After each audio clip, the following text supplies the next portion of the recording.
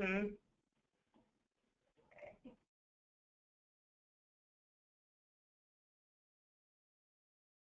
afternoon, everyone. This is Jenny Bregel from TechServe Alliance. Welcome to the certification webinar series. Today's webinar is Ask Better Questions. There will be a question and answer session after the presentation. So feel free to write in any questions you would like to have answered in the question box on the right side of your screen. Also, we are recording today's presentation and it will be available to TechServe members on the e-learning center of the website. Now, I'd like to introduce our speaker for the day, Barb Bruno, President of Good as Gold Training. Barb? Well, thank you so much, Jenny, and I'm always pleased to be able to have the opportunity to address the TechServe Alliance members. So I want to welcome you to our training call today. And we're talking about asking better questions. It really is the account executive and the recruiter who asks the best questions who excels at our profession. You know, too often we sell too fast before we have really uncovered the problems or issues facing both our clients and candidates. Your goal, you know, whether you are an account executive or you're, working straight recruiting, should basically be one of the two. You want to either be a lifetime talent agent to your candidates or a lifetime consultant and trusted advisor to your clients. And I think too often, I want you to think for a moment of all the consultants you've put out on contract. And then when their contract's over, all of a sudden, you're trying to get them on a new contract and they have something already lined up. You know, we have to start letting them know that we would like to guide them throughout their entire career. You know, they can't only hear from you, when you've placed them out on contract and then they hear from you 60 days before their contract is over. At that point, they've usually made other arrangements. And so this program is going to go over the questions, better questions that you need to ask both your clients and your candidates. It's important to consider the lifetime value of the individuals you represent. Most recruiters and account executives do not share the goals that I just listed, which is a great differentiator. The fact that you want to be a lifetime agent to the candidates and you want to be a lifetime consultant and trusted advisor to your clients. In fact, if you can even elevate the client relationship to a friendship, when you truly become their sounding board, you truly become a trusted advisor to the clients, when they leave, they will take you with them. And the one thing that we're facing more than we've ever faced in the history of our profession is our hiring authorities are leaving faster than they've ever left before. There's more movement, and that's why it's so important to ask better questions, really align yourself with these clients so that when they do move, they take you with them. So let's start out talking about the better questions that you should be asking clients. Clients would rather talk about anything else than listen to what you have to say or sell. That includes sports or family, their challenges, issues, just about every other topic is something they would rather discuss than to listen to a sales pitch. In fact, the what we do calls, I always refer to those as WWD. What we do calls do not work in this marketplace, whether you're talking to a client or you're talking to a candidate. When you're talking to them, all you have to do is constantly remind yourself that all they care about is what's in it for them. If you let your clients talk about themselves, they like you more. When you uncover their challenges and problems, then you can properly position yourself as their solution. I speak in front of many corporate audiences now. I've been doing that more and more because I think speakers from our profession need to get out there to the people that hire from us and let them know why they should use us. And one of the things they complain about often is that we're selling before we have any idea what they need. And so, that's why asking the better questions, positioning yourself after you understand challenges and problems is so much more effective. It's also important to remember three very important facts. Fact number one is it's not your answers, but it's your ability to ask the best questions that will generate more business. Fact number two is the ability to identify the priorities of your IT and engineering clients will differentiate you from your competition.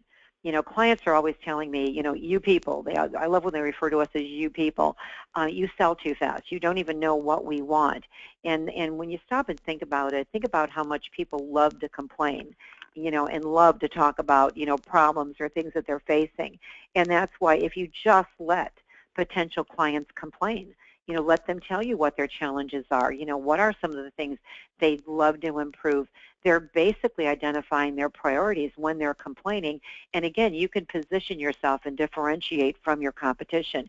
A thing I hear all the time from clients is that they love when we call and we say we're different than our competition. And then they say, how are you different? And we all say the same things. In fact, I've done this at the TSA conferences when I've been basically doing breakout sessions. And I'll have a room of 500 people, and I'll ask them, why should I use you? I'm your ideal client. Say something to me that nobody in the room can say. And everybody starts saying, well, I have better candidates. I thoroughly interview. We really check references. We're there. And everything they're saying, everybody else in the room can say. And so it really is, if you want to differentiate, you have to understand why people should use you as opposed to your competition and really focus on the priorities of the other person. Fact number 3 is your goal is to uncover the threats that are facing their businesses that keep them up at night, that have anything to do with talent. What is keeping those people up at night where they can't sleep because they're worried about certain things? You uncover those threats and you'll align yourself with them, and they will use you, and they will pay high margins, and they will take you when they make a career move themselves. You have to strive to become the best listener when they are answering your questions. And again, this is both clients and candidates. So many of us go into this profession because we're good talkers. We're kind of people person. Many of us are kind of that type A personality. I'm no different than you are. I've owned a firm for 30 years, and, again, I'm that typical salesperson, and I love to talk. I mean, that's pretty obvious. But I've learned that the greatest salespeople listen. You ask the best questions, and then you listen, and you don't listen to basically give people solutions. You listen to understand where they're coming from. See, if you can put yourself in the shoes of the clients you represent, or if you can put yourself in the shoes of the candidates, the consultants that you're placing, and you put yourself in their world, you'll listen much differently. Too often when we're listening because we're automatically going to that solution. We're already automatically going to give them a solution. Think about the people you're close to, your family and friends. Have you ever tried to just run something by them, and before you're even done, they're basically interrupting you and telling you how to handle things, when in essence all you wanted to do is just hear yourself? You wanted to run the idea by somebody? See, it's not your job to agree or disagree with anything that your clients or your candidates say. That's not our job. Our job is to put ourselves in their shoes, listen to them, see the world through their eyes, because if you put yourself in the position of your clients and your candidates and you view things the way they view them, you'll make better matches, you'll make better fills, your talent will be retained, and the person will sense that you're listening to them. I want all of you to think right now, who's the best listener in your life? Who really listens to understand where you're coming from? They don't listen to judge you. They don't listen to give you a solution. They just listen to understand where you're coming from. Most people will say their mom. Some will say their spouse. I've had a couple in conferences tell me it was their dog because the dog was the only person that didn't talk back to them.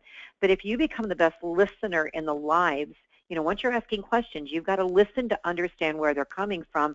They will never want to lose you because, people aren't even talking that much anymore. They're corresponding by text, by email. When you actually are communicating with somebody and you realize they've listened to you because they're giving you feedback, they're restating some of the things you said in past conversations, people are really yearning for that type of relationship with somebody.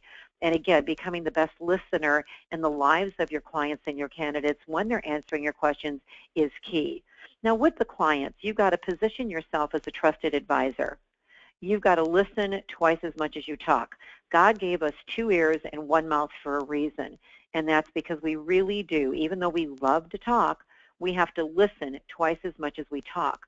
So when you ask a question, even if the client is giving a very long, drawn-out answer, you can't interrupt them. You can't cut them short. You've got to give them, that benefit that eventually they're going to get to the point of answering your questions, but you really want to become their sounding board. You don't only want to talk to them when you want something. That's something else I'm hearing out there when I'm in front of the audiences of talent acquisition people. I was at a talent acquisition conference recently, and it was the C-suite and the talent acquisition people. And they basically were saying to me, you know what, the only time we hear from you is when you're making money on us. So don't tell us you're a trusted advisor. Don't tell us you're consultative, because the only time you call us is when you're working on something that's going to make you money. And so that's why you want to position yourself as that sounding board. Think about this a minute. Who can clients talk to? They can't talk to their supervisor as a sounding board because they might get judged. You know, companies are very flat. There's not all these different levels. So many of their peers might be competing for the same promotions they are, so they can't talk to their peers, and it's not appropriate to talk to the subordinates and answer to them. So you can fill that void, you know, by asking the best questions and letting them know, I want to be the best listener in your life. I'd love to be your sounding board. You're positioning yourself different than other people are positioning themselves. Now, obviously, if you're working in a VMS situation where you don't have contact, you know, directly with the clients, you can't do this. But I'm seeing more and more when the VMS really starts to respect you, when you're showing results and you're communicating well with them, many of them are starting to let you have conversations with the actual hiring authorities. And so again, it always benefits you to position yourself this way. When you're actually writing business, it's important to request a specific target date to fill. I came out of real estate, and in real estate, I learned very quickly it was all about location. It was location, location, location. When it comes to what you and I do, it's all about timing. It has to be the right timing for the client. It has to be the right timing for the candidate. You know, timing really does impact, and you and I both know time can kill deals. And so when you look at all the contracts you've written or all the job orders you've written, you know, if they say ASAP, immediately, or yesterday, when it comes to when they want to fill this, start getting a specific target date to fill, because it changes everything. Now you know when you should work it, because if you work on something too fast, you're going to lose your candidates. If you don't, you know, react fast enough and they're close to a hire, you know, you could not get your candidates in there in time. So ask for a specific target date to fill. Like, what problem are you facing, and what is your target date to fill this position? Obtain 3 interviewing times when you're working with your clients. You know, when you ask them for interviewing times, they may be surprised because you've never asked them for that before, but you're giving them your commitment to surface talent. You're also getting their commitment to interview your candidates. Identify competitors that they respect and those that they don't. You know, and that's a very important question for you to ask, because sometimes your recruiters are really working very hard. They surface talent, and all of a sudden the talent is screened out, and your recruiters are wondering what's going on. Well, they gave them somebody from a competitor that they have no respect for. And so when they give you the companies that they really respect, if you can get candidates out of those companies, you have a much better chance of having them interviewed and hired and retained, because they like that company. They like to hire people from certain companies. You also want to ask if there's a specific person they would like you to target. I can tell you that I've made several placements and fills in my career where I've point blank asked this question. The person goes, wow, if I could hire so-and-so out of this company, that is a person, but I don't think they're looking. I don't think you're going to get them, but I would love to hire them. And you call that person, and again, you know, if you can recruit them, wonderful, and I have recruited them in the past and placed them. If not, I'm going to ask them who they know that is just like them and let them know that a company really had a tremendous amount of respect for them. You know, and you'd be amazed when people think that somebody really wants them, all of a sudden that you put that idea in their mind and they really start thinking about it. You want to ask everybody in your interviewing process to sign off on your orders and your contracts. And the reason is, I can tell you that my firm has been in business, like I said, almost 30 years. And 50% of the time when we distribute our contracts and our orders to our hiring authorities, they come back with major changes, 50% of the time. And these are established clients, because often they had somebody working for them for a year or two, and they got used to the skill sets of that candidate, even though the skill sets were not listed on the requisition. And then when they go to replace the person, they give you the requisition from 2 years ago. And so, you know, you want everybody to sign off, and you're going to be shocked when you see how many changes they make. And how many times have you written business, and then you send people out, and the candidates are coming back saying that's not the job you described because it's been changed and you didn't even know.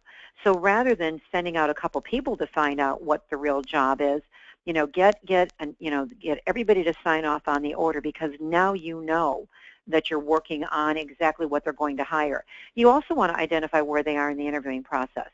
If this is going to be a 2-month process and they're just starting, When do you want to jump in? If they're at the end and they're close to making a decision, you've got to put your efforts where you're going to write business. Your owner is in business to make a profit.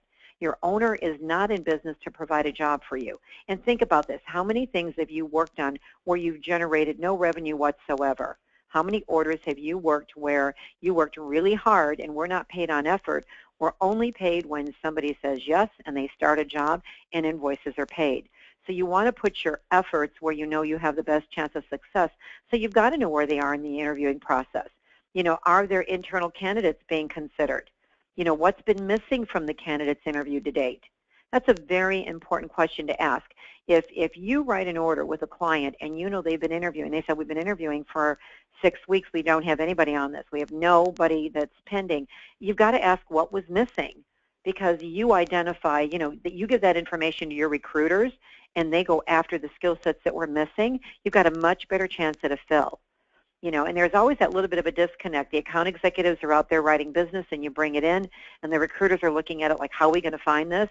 And so the more information you can give them, the companies that these clients really respect, companies they don't want you to recruit from, the skill sets that are missing in the people that they've interviewed so far, that is valuable information that an account executive should be giving the recruiting team to help them do a better job surfacing talent that your client's going to hire. You want to identify the 3 main challenges your candidate will face if hired. What are the greatest challenges this person is going to face, once they're hired? And also get selling points about the company. You want to find out things that are not on the website, because you and I both know in this competitive marketplace, whether you're doing IT or engineering, often the client is more interested in the candidate than the candidate is in the opportunity, because candidates have options. And especially, your IT candidates know how to get online. They know how to network. They've got great networks built up. And if you only send them out on one thing, and they're not that excited about the company, chances are they're going to book interviews on their own. So you've got to get selling points about the company that is not on their website. Ask your clients, why do you work here? How can I entice these, candidates where there's high competition for them? Give me information that's not on your website. Why do you work there? Why is this a great place to work? Inquire about your client, basically if they're available within an hour after you write business with them. And let me explain why. The reason you want to ask them if they're available within the hour, okay, is because you want the first presentation on the job made to them. And whether you do that, to test out if you understand the order, or you have one of your recruiters do this, this will basically allow them to alter your recruiting presentation and ensure your total understanding of the opportunity being offered. Almost always, see, the minute we write business, we say, can we circle back to you within the hour? And they're like, okay. And when we get back to them, we say, listen, this is how we're going to be presenting your opportunity when we go out there. I want to do it, I want to give you the pitch we're going to give to basically make sure that I understood what you said. And so you call them and you're basically giving them the presentation that you're going to give them. Now, this is after everybody has signed off on the job. You want to make sure that they've signed off on the job first. Everybody's on the same page. Now, when you get that sign-off within an hour, you want to call your client and give the first presentation. The beauty about this is almost always they will add on information that can help you entice candidates. When they hear how you're selling their job and selling their company, they'll always give you additional information, which helps you do a better job of presenting the job. And think about this. You might be out there as an account executive all excited because you were at the company, you met people, you can't wait, to bring this to your recruiters. But the recruiters don't have that excitement. They weren't in the company. They don't understand this. They're strictly working from the paperwork that you're giving them. And so if, in fact, it's going to be a recruiter that's going to call and do the first presentation to make sure that they're presenting the job properly, that client can really get your recruiter excited and give them more information so they can identify the candidates, again, that your clients are going to hire. We're not paid on effort. That's the sad. I've always wished that we could be paid by the hour. Every hour we put into this job, wouldn't it be great if we could be like an attorney and just charge for it? But we can't. We're paid on results. We're paid on performance. And I'm telling you, if you give your first presentation to your client, you're going to change your presentation. You're going to change how you're going to present opportunities to your candidates. You want to request any questions, about the list of what they can expect from you that you sent to them in writing. and you've got to request that your contract or your fee agreement is signed. I believe that you should present list of expectations to both clients and candidates. And on the client side, you're giving them what they can expect from you, and you're not giving them what you expect from them. It's just, this is what I need from you in order to surface the talent you're going to hire. And on the candidate side, this is what you can expect from me. This is what I need from you in order to find you your next opportunity. And in those expectations, you're showing, especially on the candidate side, if you don't have the certifications, the experience, the skills, we're going to provide you with alternatives, because as a profession, as an industry worldwide, we only place 5% of the people that we attract. The others are screened out for whatever reason. Maybe they were good and we just didn't have an opportunity. Maybe they didn't have the experience or the credentials or the certifications that you needed. But think about that. We only place 5 out of 100. The expectations help explain why you might not be able to place them in a job, because 100% of the people that come to you expect you to find them a job. Now, when you're requesting information from clients or candidates, they must always understand the what's in it for me if they're going to continue the discussion. When you ask a question, explain the reason for your question and how their answer will benefit them, or how the answer will benefit their company. What I want you to do from now on is just imagine every time you're talking to a client or a candidate, imagine WIIFM tattooed on their forehead in big, black, bold letters. That it's just tattooed there. And so every time you're talking to them, that'll remind you, okay, am I talking about what I do? Am I talking about myself? Or am I constantly addressing the what's in it for them? Because you will be more successful. Now let's switch over to better questions for candidates. Candidates, no different than clients, would rather talk about anything else than listen to what you have to say or sell. And this includes sports, their challenges, issues, just about every other topic. I've been on the phone all morning, and of course my business is in Chicago, and all anybody wants to talk about are the Blackhawks and the Cubs today. I don't care what you're trying to get done, they all have their opinions. And so all morning, and I'm not a big baseball fan, and so it's been funny because I've been a baseball fan all morning because that's what my clients want to do. That's what they want to talk about. And even some of our training clients, when they're calling in, what about those Cubs? That's all we're hearing about this morning. You got to let people do that. See, if you let people talk about, themselves, what they want to talk about, again, they like you more. Think about social situations. Think about last weekend, if you were out in any kind of social environment and you ran into people, okay, if you have somebody that just goes, I did this, I did that, I did this, I did that, after a while, you just want to say, stop. It's when a person asks you about yourself, when it's a two-way conversation, that's when you like them more. It's the same in business. People do business with who they like. They're going to like you more if you let them talk about themselves. When you uncover their challenges and problems, you can properly position yourself as their lifetime agent. It kills me that you work so hard finding these phenomenal consultants to work for your clients, and they go out there and they work a year, they work 2 years, they work 3 years, and then you lose them because you haven't kept in touch, because the only time you call them was 60 days before their contract was over, and they've already lined something else up. You want them to come back to you. And it's important to realize 3 very important facts when it comes to candidates. Fact number 1 is it's not your answers, but your ability to ask the best questions that are going to earn the trust and rapport of the candidates that you represent. Trust is, when you say trust me, in this day and age, if a person says trust me, you almost have the opposite opinion of them, don't you? It's like, oh, I'm not going to trust you. It's something you have to earn without asking for it, based on rapport. I also don't believe in candidate or client control. I don't think we can control anybody. I think it's all about developing rapport based on trust. And so, again, it's if you ask the best questions, you're going to earn their trust and you're going to develop rapport with these candidates you represent. Also, you'll get many more referrals. When people like you, whether you place them or not, and they trust you, you will get more referred business. And the truth of the matter is, if you've been at this 2 years or more, 50% of your business should be coming from referrals. And we're going to cover that, in some of, I think, our future, lunch webinars that we're doing. Fact 2 is the ability to identify the priorities and hot buttons of your candidates will separate you from your competition. Too many recruiters are just selling right to the candidate, and they're assuming that what they've done is what they want to do in the future. Not necessarily true. Sometimes somebody wants to change their opportunity because they want to get exposure to some new technology, or they don't like something that they're doing at their current, contract. Fact 3 is your goal is to uncover the real reason they're going to make a change. And the way you do that is you ask the 5 things they'd change if they were their boss, because that's when you learn what's going on at their current situation that they have no control over that's most important to them. That one question, what are the 5 things you change about your current job if you were your boss, that tells you the real reason they're talking to you. When you're interviewing, you also have to determine the time frame. We talked about timing earlier. Timing is everything in our profession. When someone says no to me, I never take it as a no, and maybe that's my sales personality, but when somebody says no, I'm always thinking they're saying not yet. Timing just isn't right.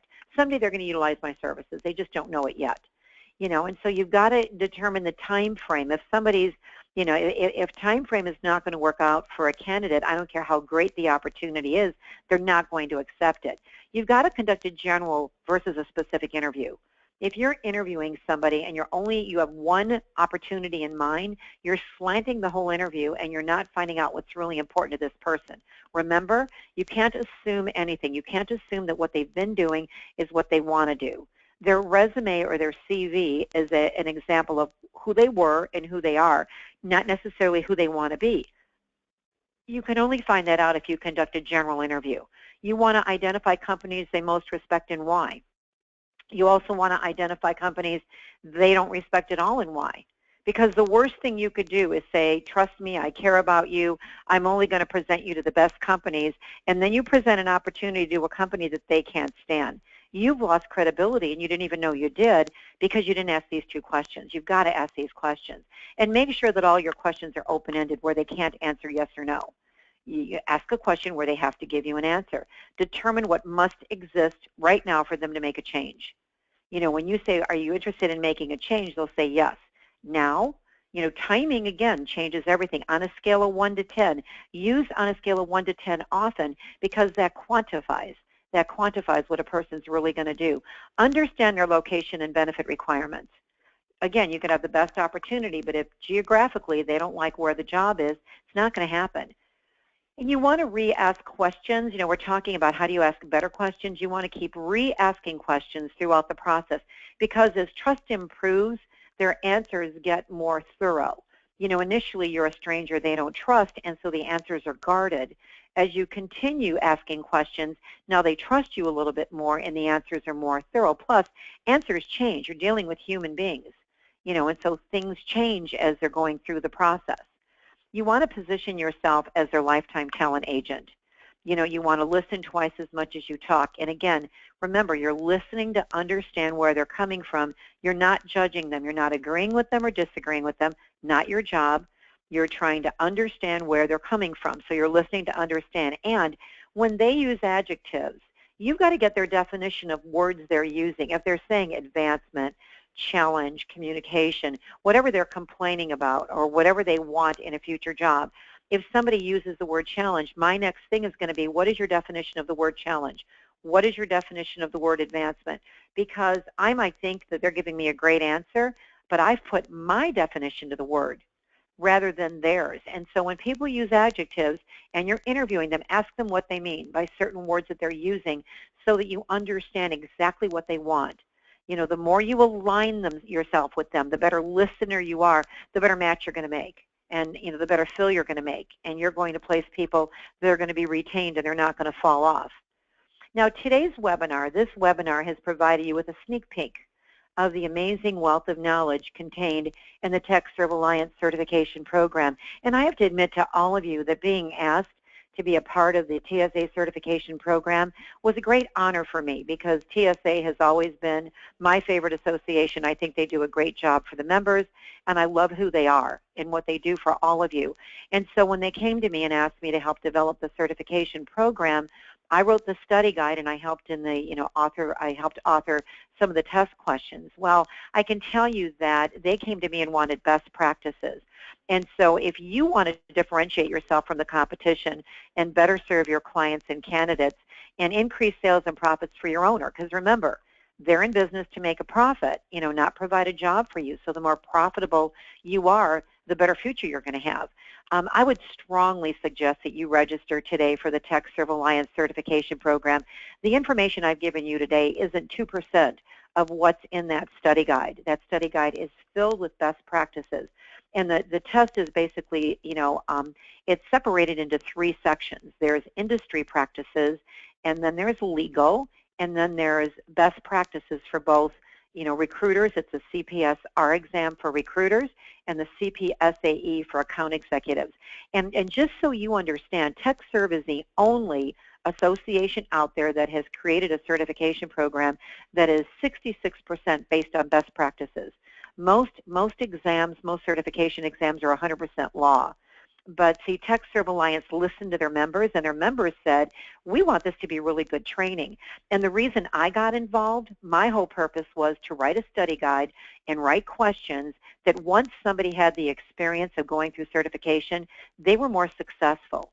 So to me, I love that they've got the competitive edge of being, certified, but I wanted them all to make more money. I wanted them all to be more successful, and that's the feedback I've been getting because I do the prep classes live.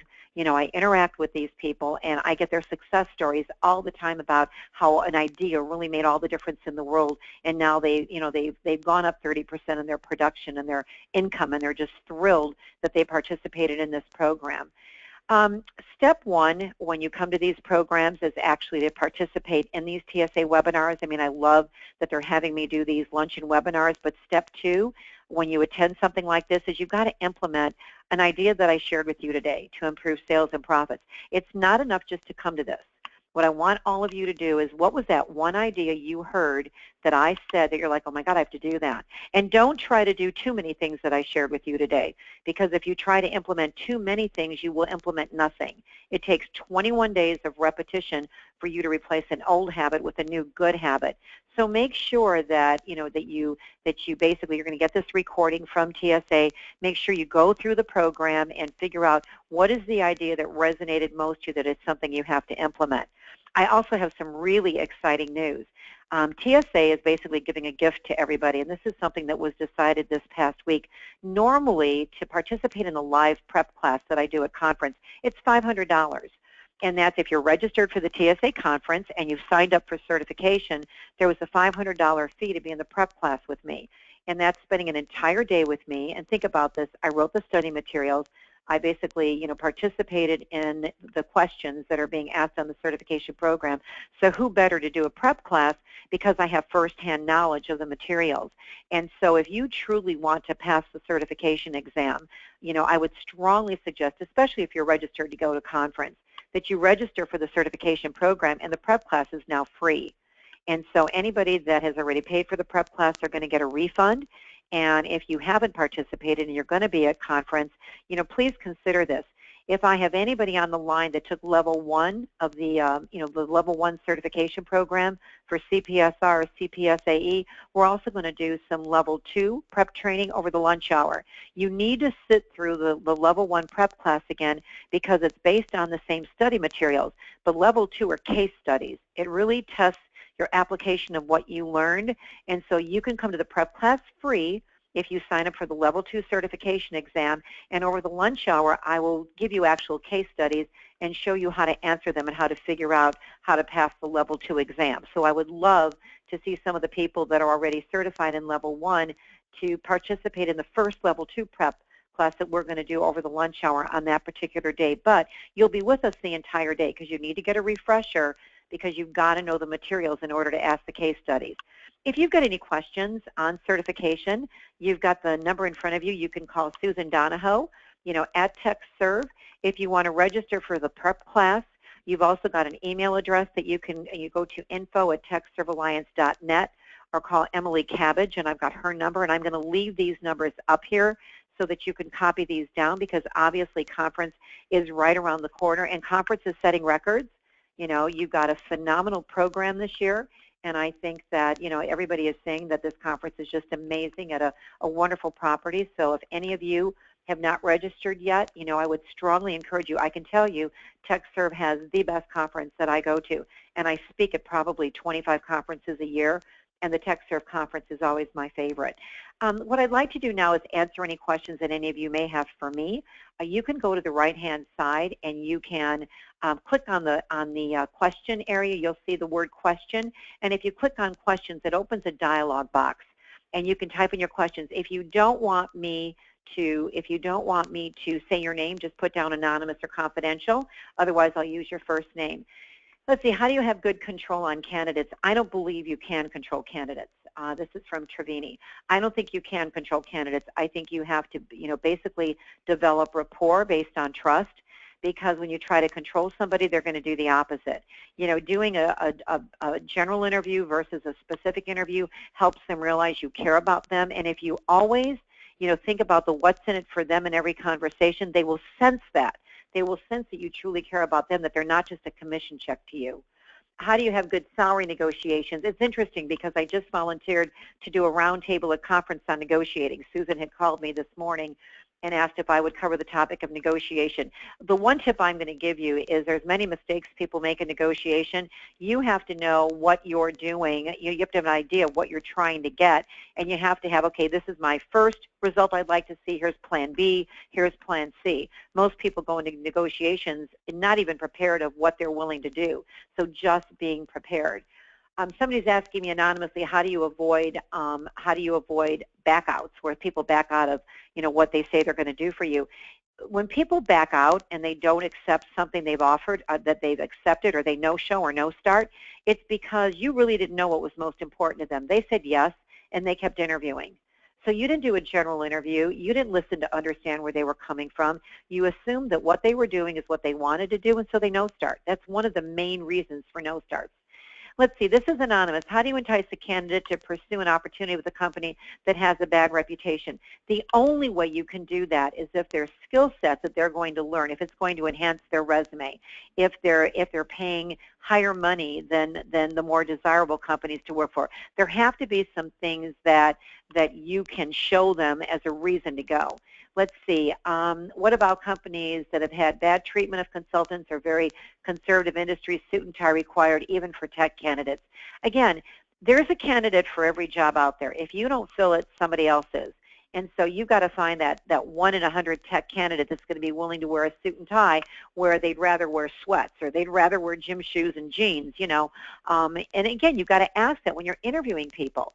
You've got to find out, what are their likes and dislikes. And if you know you've got a big client that requires even their tech people to wear a suit and tie, you've got to bring that up. Do you have a problem with a suit and tie? If I'm a techie and I don't own a suit and a tie, I am not going to take that job. I'm not going to go out and buy a whole new wardrobe and to work for a company that has a bad reputation and I don't like the dress code to boot. So, but are there other candidates that might take that job, that maybe they're a B candidate, but they've got the skill sets your client needs, and they don't mind wearing a suit and tie? I mean, to use your example. Let's see. This is Patrick. It's important to know the candidate is a person, but if a candidate rambles on endlessly, it's a turnoff for a recruiter because they have a hard time staying on point. What's the best way to personalize but also keep the conversation within the framework of the interview? What I would do, and again, you're right, the candidates ramble on, and often it's the candidates you're never going to place that won't stop talking. And so let them talk a little bit and say, I hate to interrupt you, but I absolutely respect your time, and let them know you've set aside, how much time do you have to spend together? I want to respect your time in here. Can I ask you another question?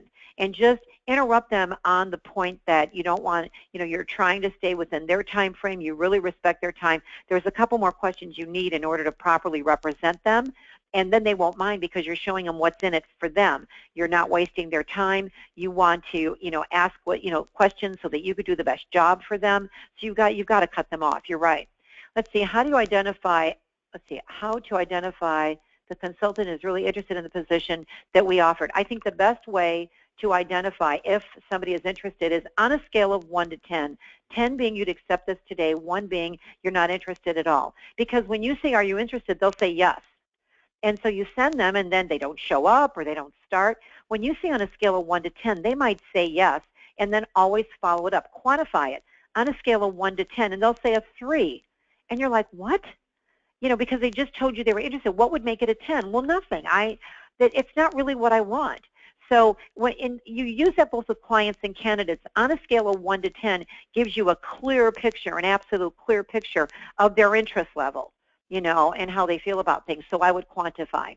Will you send out the deck after the webinar? This is from Grace. Yes.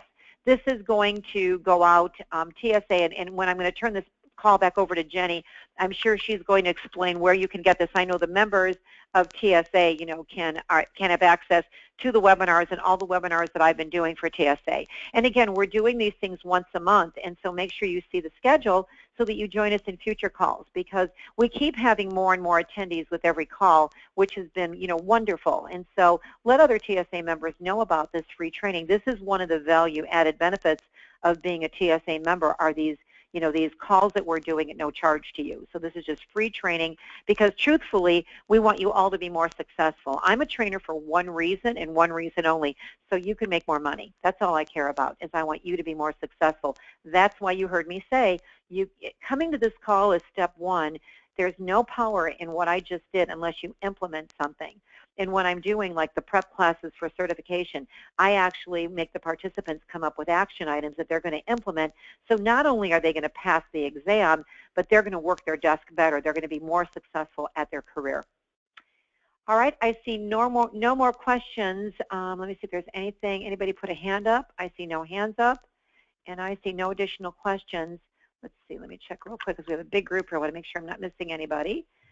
Okay, I see no more questions, Jenny, so I guess I'm going to turn this over to you. Lastly, I would just love to invite you to please attend my prep class at conference, and I will do everything I can to make sure that all of you leave there, with the tools you need and the knowledge you need to pass the certification exam. Now, you must read the study guide. You can't just take the prep class and go take the exam. You're going to have to read the study guide either before the prep class or after the prep class before you take the actual certification exam. But I would love nothing more to meet you, to work with you, to spend the day with you, and help you in any way that I can to make sure that you earn your certification, which is a competitive edge. So I'm turning it back over to you, Jenny. Thanks, Barb. The other thing about your prep course at conferences, that's going to be your first live training since we changed the exam at conference. We will be raising the minimum passing score, and we'll also have new questions on the exam. So attending your session will really give them an edge on this new exam that we'll be releasing there. Absolutely. We put a lesson in now about social media. See, we're listening to all of you, and when people that have participated wanted more training on the Healthcare Reform Act, on social media, so we've included that, which again helps you work your desk better, helps you be a more effective account exec or recruiter. So, and by the way, owners and managers, we've had many owners and managers take this certification program. This is for everybody. This is not just for recruiters or account executives. Anybody in our profession can benefit by signing up for certification. So I truly hope that we see more owners and managers in the prep class and participating as well. All right. And everyone, I hope you will join us for the next webinar in the certification webinar series, Objections Are Buying Signs. This webinar will be Thursday, November 5th, 2015, from 12:30 p.m. Eastern Time to about 1:30 p.m. This webinar will address objections we've addressed about the certification program, 4 categories of objections, sales or customer service calls, and how to effectively overcome objections. Barb, do you have any other comments or that you would like to make today? None whatsoever. I would just love you to copy down those numbers that are on your screen right now, and if you have any questions about this, please reach out to Susan Donahoe, or call Emily Cabbage, again, because, I'm thrilled that TechServe Alliance has taken the registration fee off the prep class. This is the first time this has been done. So literally you can save $500 per participant in this prep class in Palm Springs. So it's just the perfect timing, and there's no cost involved. So think about that. An entire day of training, very similar to what you just got, over the last this 30 minutes of training today. Imagine a whole day of training like that, which is what the prep class is. So I seriously encourage all of you to, copy these numbers down, reach out to TSA, and make the commitment, because there's not that many people certified now. We have a couple hundred, but it's a definite competitive edge with your clients and your candidates when you go out there. So I'd love to meet you and train you and help you pass that exam. Great. Barb, I'd like to say thank you on behalf of TechServe Alliance and everyone attending. Thank you very much. You're welcome. Have a great day, everybody. Thank you. And everyone, we will be sending out an email with today's slides and a link to today's presentation, along with a link to the certification webpage. Thank you, everyone, for attending.